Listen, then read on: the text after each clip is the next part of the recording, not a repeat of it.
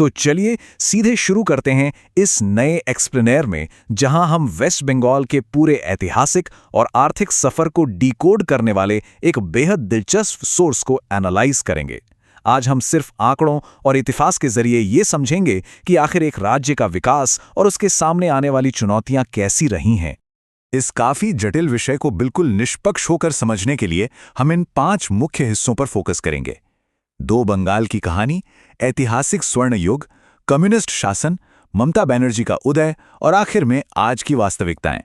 तो अपने पहले हिस्से से शुरुआत करते हैं, 2 बंगाल की कहानी।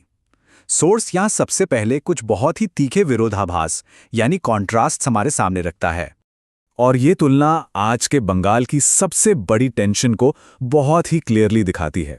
एक तरफ सोर्स हमें उन ऐतिहासिक महानायकों की याद दिलाता है जिन्हें पूरी दुनिया मानती है, जैसे रविंद्रनाथ टैगोर, स्वामी विवेकानंद और सत्यजीत रे। और ठीक इसके विपरीत वो विवाद और चुनौतियां हैं जो आज इस राज्य की पहचान बन गए हैं, जैसे एसएससी घोटाला, लगातार बढ़ती बेरोजगारी और हाल ही में आरजी कर मेडिकल कॉलेज जैसी बेहद दुखद घटनाएं। अब ये बात सच में थोड़ी हैरान करने वाली है।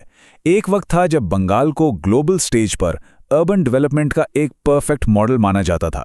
सोर्स बताता है कि सिंगापुर के संस्थापक ली क्वान यू ने अपना नया शहर बसाने के लिए शुरुआत में कोलकाता के विकास और उसके स्ट्रक्चर से ही प्रेरणा ली थी। मतलब जरा सोचिए, आज का आधुनिक सिंगापुर कभी कोलकाता को अपना रोल मॉडल मानता था। ये चीज हमें हमारे दूसरे पॉइंट पर ले आती है, द हिस्टोरिकल गोल्डन एरा। आइए देखते हैं कि उस दौर में बंगाल असल में कितना आगे था। इस बात का सबसे बड़ा सबूत ये डेटा खुद देता है। 1947 में यानी आज़ादी के ठीक वक्त बंगाल अकेले पूरे भारत का 27% औद्योगिक उत्पादन कर रहा था। सोर्स कहता है कि उस वक्त बंगाल एक एब्सोल्यूट इंडस्ट्रियल पावर हाउस था। टाटा, बाटा और आईटीसी जैसी बड़ी बड़ी कंपनियों की मैन्युफैक्चरिंग यहीं होती थी, और हावड़ा को तो पूरब का मैनचेस्टर तक कहा जाता था। बात सिर्फ यहीं खत्म नहीं होती।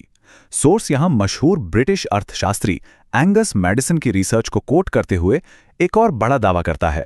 17वीं और 18वीं शताब्दी के दौरान ग्लोबल इकोनॉमी में अकेले बंगाल का योगदान एक बहुत ही बड़ा 12% का हिस्सा था। वो एक ऐसा दौर था जब बंगाल अपने टेक्सटाइल और मलमल के लिए पूरी दुनिया में इतना मशहूर था कि यूरोप तक के बड़े बड़े व्यापारी यहां बिजनेस करने आते थे। लेकिन सोर्स ये आर्ग्यू करता है कि ये दबदबा सिर्फ पैसों तक सीमित नहीं था। शिक्षा, बुनियादी ढांचे और प्रोग्रेसिव सोशल रिफॉर्म्स के मामले में भी बंगाल बाकी पूरे देश से कहीं ज्यादा आगे था। 1817 में हिंदू कॉलेज का खुलना हो या 1951 में देश का पहला आईआईटी खड़गपुर में बनना हो, देश की पहली अंडरग्राउंड मेट्रो, पहला ट्रैम सिस्टम और यहां तक कि सती प्रथा को खत्म करने जैसे बड़े सामाजिक सुधार, बंगाल हर एक फील्ड में लीड कर रहा था। इन सब बड़ी उपलब्धियों के बाद सोर्स एक नए राजनीतिक युग की तरफ शिफ्ट होता है, कम्युनिस्ट शासन, जहां से कथित तौर पर इस भारी आर्थिक गिरावट की शुरुआत हुई। ये टाइमलाइन उस अस्थिरता को मैप करती है जिसने 34 साल लंबे लेफ्ट रूल की नींव रखी और जिसके बाद कॉरपोरेट इन्वेस्टमेंट्स का एक बहुत बड़ा पलायन शुरू हुआ। 1967 के गंभीर खाद्य संकट से लेकर 1968 की औद्योगिक हिंसा तक। सोर्स एक्सप्लेन करता है कि कैसे फैक्ट्री मालिकों के साथ हिंसक घटनाएं हुईं और धीरे धीरे बड़े उद्योगों ने बंगाल से अपना बोरिया बिस्तर बांधना शुरू कर दिया। सोर्स ने इस एक विशिष्ट नारे को बहुत हाईलाइट किया है, कंप्यूटर खाबे ना लोग खाबे, मतलब कंप्यूटर नौकरियां खा जाएगा, लोग नहीं। ये स्लोगन इस बात का एक क्लियर उदाहरण बनकर सामने आता है कि उस वक्त की विचारधारा कितनी इंडस्ट्री विरोधी और टेक्नोलॉजी विरोधी थी। सोर्स के हिसाब से जब बाकी भारत आईटी क्रांति की तैयारी कर रहा था, तब इस सोच की वजह से बंगाल ने आईटी हब बनने की बेहतरीन अपॉर्चुनिटीज को अपने हाथ से जाने दिया। अब यहां दावों का पैमाना थोड़ा और बड़ा और सीरियस हो जाता है।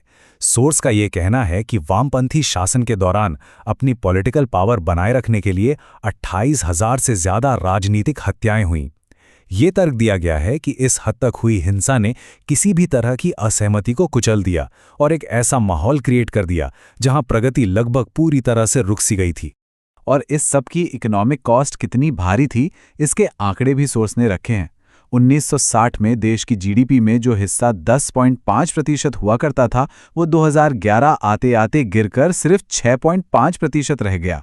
और इसके साथ ही साक्षरता दर के मामले में भी बंगाल काफी पीछे छूट गया, यहां तक कि महाराष्ट्र जैसे राज्यों से भी पीछे। इसके बाद हम अपने अगले हिस्से पर आते हैं, ममता बनर्जी का उदय। आइए देखते हैं कि ये सारा गुस्सा और फ्रस्ट्रेशन एक नए राजनीतिक बदलाव में कैसे तब्दील हुआ।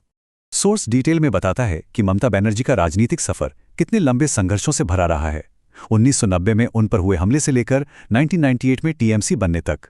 पर सबसे बड़ा टर्निंग पॉइंट थे 2006 के सिंगूर और नंदीग्राम के बड़े भूमि अधिग्रहण विरोध प्रदर्शन।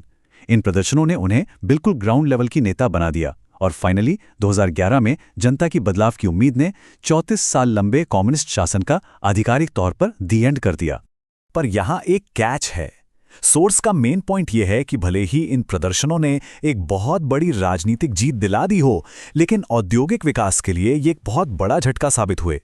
सिंगूर में इतने लंबे समय तक चले विरोध की वजह से ही उद्योगपति रतन टाटा को अपना नैनो फैक्ट्री का ड्रीम प्रोजेक्ट वहां से हटाकर पूरी तरह से गुजरात शिफ्ट करना पड़ा। तो आखिर में हम पहुंचते हैं अपने आखिरी और सबसे क्रूशियल हिस्से पर, आज की वास्तविकताएं। सोर्स अब वर्तमान प्रशासन को इवैल्यूएट करता है।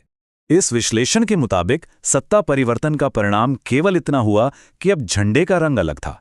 सोर्स दावा करता है कि नए टीएमसी प्रशासन ने असल में पुराने कम्युनिस्ट पार्टी कैडर्स को ही अपने अंदर शामिल कर लिया, जिसका असर ये हुआ कि जमीन पर रंगदारी और कटमनी यानी कमीशनखोरी वाला सेम सिस्टम और भ्रष्टाचार वैसे का वैसा ही चलता रहा, बस कंट्रोल करने वाले लोग बदल गए। सोर्स कई बड़ी कंट्रोवर्सीज और प्रशासनिक विफलताओं को लिस्ट करता है। 17 लाख लोगों को प्रभावित करने वाला शारदा स्कैम हो, नारदा स्टिंग ऑपरेशन हो, या फिर एसएससी रिक्रूटमेंट स्कैम जहां इतना सारा कैश मिला और नौकरियां रद्द हुईं, और हाल ही में संदेशखाली और आरजीकर मेडिकल कॉलेज की जो दिल दहला देने वाली घटनाएं सामने आई हैं। सोर्स इन्हें सरकार के महिला सशक्तिकरण वाले दावों के ठीक विपरीत एक बहुत ही कठोर वास्तविकता के रूप में पेश करता है। अब यहाँ पर सोर्स का एनालिसिस थोड़ा इंटरेस्टिंग हो जाता है, क्योंकि यहाँ सोर्स अपने सख्त क्रिटिसिज्म को थोड़ा बैलेंस करता है। वो कन्याश्री और लक्ष्मीर भंडार जैसी काफ़ी सफल वेलफेयर स्कीम्स की तारीफ ज़रूर करता है, जिन्होंने असल में स्कूल ड्रॉप आउट रेट्स कम किए हैं।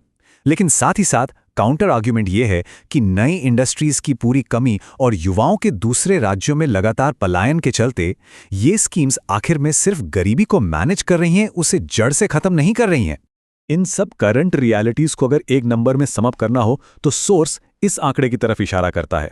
आज West Bengal human development index में भारत के 28 राज्यों में से 27वें नंबर पर आता है। एक ऐसे राज्य के लिए जो कभी हर फील्ड में पूरे देश का लीडर हुआ करता था, ये एक बहुत ही चिंताजनक और बड़ी गिरावट है। तो अगर हम थोड़ी देर के लिए राजनीति को बिल्कुल साइड रख दें और सिर्फ इन डेटा पॉइंट्स और इस एक्सप्लेनर में दिखाए गए इतिहास पर गौर करें, तो एक बड़ा सवाल जरूर उठता है। क्या ऐतिहासिक रूप से इतना समृद्ध क्षेत्र, जो कभी इकोनॉमी और कल्चर का इतना बड़ा ग्लोबल पावर हाउस था, अपना वो पुराना रुतबा वापस पा सकेगा?